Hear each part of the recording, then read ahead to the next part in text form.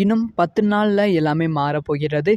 வந்து தமிழக வெற்றி கழகத்த பத்தி தான் பேசப் போகிறோம். தளபதி ரசிகர்களுக்கு ரொம்ப ரொம்ப முக்கியமான ஒரு வீடியோவா தான் இருக்கப் போகிறது. தளபதி அவர்கள் எப்ப மாநாடு நடத்துவாங்க? எப்ப உறுப்பினர்கள் சேர்க்கைய அனௌன்ஸ் பண்ணாலுமே யார் யார் என்னென்ன நிர்வாகிகள் போஸ்ட்ல இருக்காங்க அப்படிங்கிற அப்டேட். அதுக்கப்புறமா பிரஸ் மீட் எப்போ குடுப்பாங்க? கட்சியோட கொடி என்ன? கொள்கை என்ன? சின்னம் என்ன? இது எல்லாமே எப்ப அறிவிப்பாங்க? அப்படிங்கிற கேள்வி கண்டிப்பா எல்லாத்துக்குள்ளயுமே எழும். அந்த ஒரு கேள்விக்கு விடை கொடுக்கிற விதமா ஒரு அப்டேட் கிடைத்திருக்கு தளபதி ரசிகர்களுக்கு. அதாவது அஃபிஷியலா தமிழக வெற்றி கழகம், தளபதி விஜய் மக்கள் இயக்கம் தமிழக வெற்றி கழகமா அறிவித்த பிறகு அரசியல்ல ஃபுல் நேரம் நான் ஈடுபட போறேன். ஆனா கோத் திரைப்படத்தோட முழு ஷூட் முடித்த அப்புறம் தான் நான் ஈடுபடுவேன் அப்படிங்கிற ஒரு விஷயத்த சொல்லியிருந்தாங்க. இன்னும் 10 நாள்ல கோத் திரைப்படத்தோட முழு ஷூட் முடிவடைய போகிறதாம்.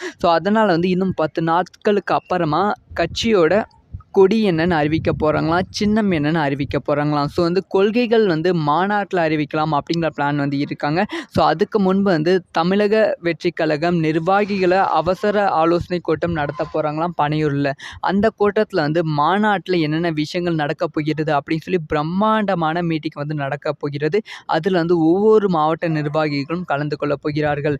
அந்த மீட்டிங் முடித்த பிறகு தான் கட்சியோட கொடியை அடுத்த ஒரு வாரத்தில் அறிவிக்க போகிறாங்களாம்.